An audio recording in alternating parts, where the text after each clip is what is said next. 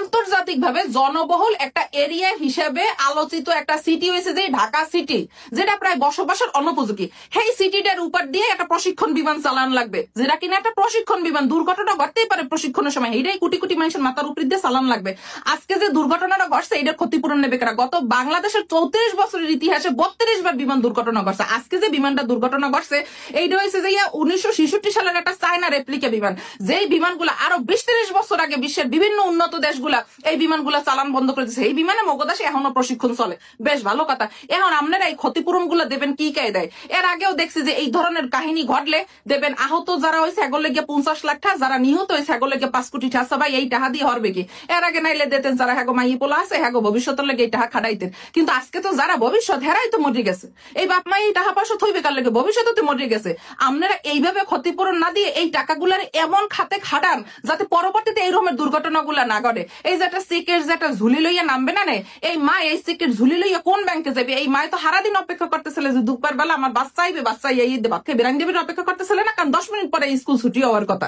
এই মা তো এই বাচ্চার যখন একটা জামা দেখবে, এই জামায় তো এই বাচ্চার ঘ্রাণ, এই ঘ্রাণ আলা এই যে বাচ্চারে যখন হেপার এই মায়ে খুঁজবে, এই যে একটা কোন ব্যাংকে জমা দিলে এই মা এই বাচ্চারে পাইবে? বাপে যখন সারাদিন পরে অফিস দিয়ে আইবে, অফিস দিয়ে আইলে পরে তো বাপের বুকে ঝাপাই পরে এই বাচ্চা আব্বু আব্বু করতে করতে। এই বাপে তখন এই বাচ্চারে বুকে জড়াই নেওয়ার লেগে কোন ব্যাংকে এই জমা দিলে এই বাচ্চারে তখন খুঁজে পাইবে? এইটার উত্তর দেন।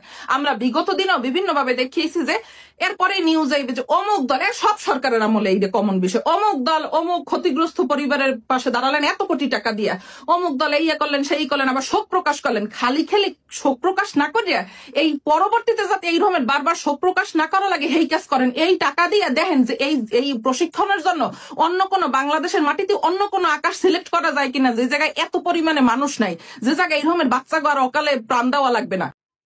ভিউয়ার্স, এতক্ষণ উত্তরায় ঘটে যাওয়া সেই ভয়াবহ বিভৎস বিমান দুর্ঘটনার কথা একজনের মুখ থেকে শুনছিলেন। উনি ওনার মতো করে আঞ্চলিক ভাষায় বিষয়টাকে রিপ্রেজেন্ট করেছেন। দেশের সার্বিক পরিস্থিতি পর্যবেক্ষণ করলে এটা দেখা যায় যে বর্তমানে ভয়ঙ্কর এক তরুণ প্রজন্মের হাতে দেশ। যে প্রজন্মের ছেলেমেয়েরা বাবা মাকে কথায় কথায় চোখ রাঙায়, শিক্ষকদের সম্মান করে না, তাদের বলপূর্বক পদত্যাগ করানোর থেকে শুরু করে তাদের গায়ে হাত দেওয়া, মুরব্বীদেরকে সম্মান করে না, তাদেরকে হুমকি দেওয়া, এরকম অনেক অকৃতিকর ঘটনা আমরা অতীতে দেখছি, বর্তমানে দেখছি। জানি না ভবিষ্যতে আরো কত কি দেখতে হয়। জানি না আমার এই কথা বলা ঠিক হবে কিনা।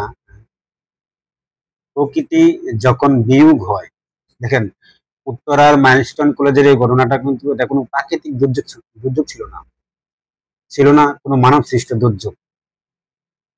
এখানে যেটা ঘটে গেছে, আমাদের দেশের একটা বড় সমস্যা হচ্ছে যা কিছুই হয়ে যায় বা ঘটে যায় সবকিছুকে কিন্তু একটা রাজনৈতিক মুখ দেওয়ার চেষ্টা করা হয়। আমি এটাকে কোনোভাবেই সমর্থন করি না।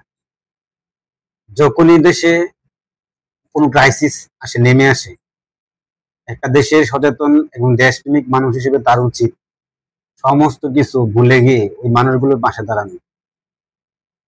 স্বজন হারা মানুষের গুলোর যে আর্তনাদ, তাদের আহাজারি, তাদের তো সান্ত্বনা দেওয়ার মতো এই মুহূর্তে আমি যেটা দেখলাম, যতগুলো মারা গেছে, যে ছেলে মেয়েগুলা মারা গেছে, এরাই কিন্তু ভবিষ্যতে আমাদের দেশের পলিটিশিয়ান, ডাক্তার, ইঞ্জিনিয়ার, আমাদের দেশের মেধা সম্পদ হইতো।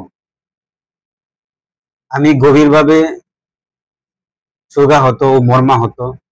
আমি দেশের সাধারণ মানুষকে, শুধু সরকারের পক্ষে তো সম্ভব না, তাদের সহায়তায় এগিয়ে আসার জন্য বিনীতভাবে অনুরোধ করবো সবাইকে। ভালো থাকবেন সবাই।